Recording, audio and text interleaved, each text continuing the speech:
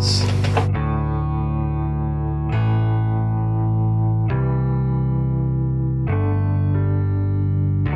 m'appelle Tatiana Gladkov, j'ai 58 ans, mais mon cancer est apparu il y a 4 ans environ. Bonjour, je m'appelle Mathilde Ancora, je suis journaliste en presse écrite, j'ai 51 ans et j'ai eu un cancer de la thyroïde en 2007. Je m'appelle Jennifer Geisen, j'ai 15 ans. J'ai eu mon cancer quand j'avais 10 ans, c'était la HLH. Donc en fait, j'ai eu un cancer du sein. Je m'appelle Benoît Collin, je suis architecte, j'ai 52 ans et donc j'ai eu un lymphome non-hodgkinien en juin 2012. J'ai été greffée car ma sœur Kelly était compatible, donc j'ai eu une greffe de moelle en fait. Je m'appelle Marcel Van der Riegen, 65 ans. J'ai eu un cancer de la thyroïde en 1994 et un lymphome du manteau en 2009. Quand on vous apprend que vous avez un cancer, le mot est déjà terrible parce que c'est des tranches de vie qui s'effondrent. Moi, le cancer ne doit pas être une maladie. Évidemment, quand on me l'a annoncé, j'ai pleuré comme tout le monde. Le mot cancer était quelque chose qu'on a galvaudé, qu'on a vraiment exagéré, je trouve.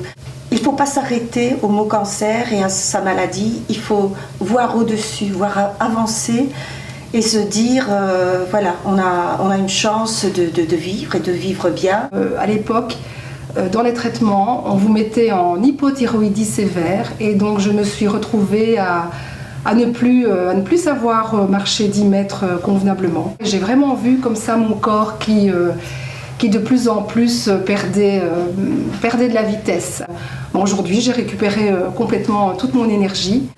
Quand j'étais en primaire, quand je suis revenue de mon cancer en 6e primaire en janvier, les élèves n'ont pas du tout apprécié le fait que j'ai changé et j'ai eu des mots assez blessants comme on aurait fait que tu crèves ou t'as rien à faire ici ou des trucs comme ça. Et il faut bien comprendre que quand on a le cancer, on ne revient pas la même personne.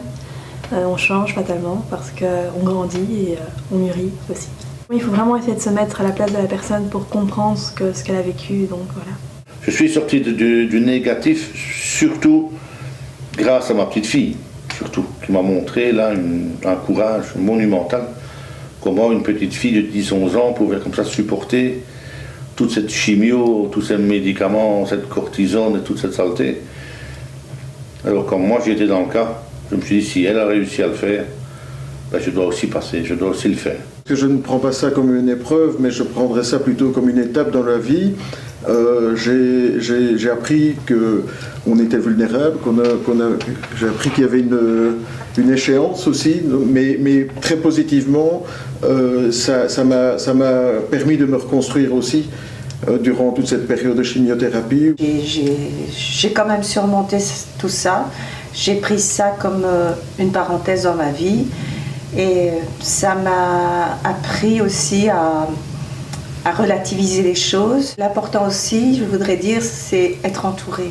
On prend de la distance aussi, beaucoup de distance par rapport à certaines personnes, par rapport à certaines choses, par rapport aux cons. Je veux dire, bêtement, ça on n'a plus envie. Les cons, on les regarde et on rigole intérieurement. Moi je dirais à toutes les personnes qui pourraient être dans le cas d'une maladie, c'est de voir loin. Les médecins m'avaient dit, voilà, quand on est en hypothyroïdie sévère, on est censé tomber en dépression. Donc j'ai fait énormément de méditation et ça m'a vraiment permis justement de ne pas arriver dans cet état. Donc il faut pouvoir penser positif pour pouvoir y arriver parce que moi il me restait que 6 mois à vivre et donc si le médecin me l'aurait dit avant, j'aurais pas su, je pense que j'aurais baissé les bras et vu qu'ils me l'ont pas dit, bah, ça m'a donné la force de continuer donc j'ai guéri. Maintenant pour moi, quand je me réveille le matin, je me dis ça y est, je suis vivant, j'ai encore un jour de bon à tirer. Et j'essaye de profiter de cette journée au maximum. Ouais. Mais finalement, le sens de la finalité de tout ça, c'est beaucoup d'optimisme et une vision différente de la vie, puisqu'on n'est plus le même. On a envie de vibrer, on a envie de partager avec les autres, avec les siens. Voilà, c'est quelque chose d'important, c'est se dire, ne pas prendre le cancer comme une mort certaine et se dire, apportons de l'aide aux autres. Si on pense suffisamment fort qu'on peut y arriver et tout ça, on peut y arriver vraiment. Il faut être positif. Rester enfermé chez soi, à pleurer sur son sort, n'a jamais aidé quelqu'un. Je vous dis tout ça parce que, au-delà du fait aussi que je pense que la maladie a un sens et qu'on ne vit pas les choses pour rien, je pense que le mental a une puissance complètement insoupçonnée et qu'on peut vraiment s'en sortir et qu'on peut vraiment guérir complètement.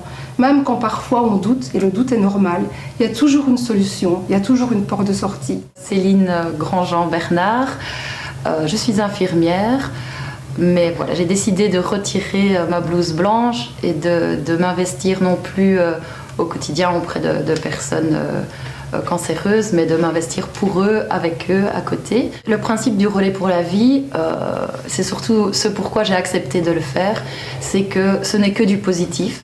Donc le but premier, c'est forcément de récolter des fonds pour la recherche, mais en parallèle, c'est de célébrer les battants, les mettre à l'honneur, célébrer leur courage, et puis aussi en transmettre aux personnes qui sont en train de se battre, les féliciter et peut-être aider les personnes, tirer vers le haut les personnes qui ont un peu moins de morale pour le moment.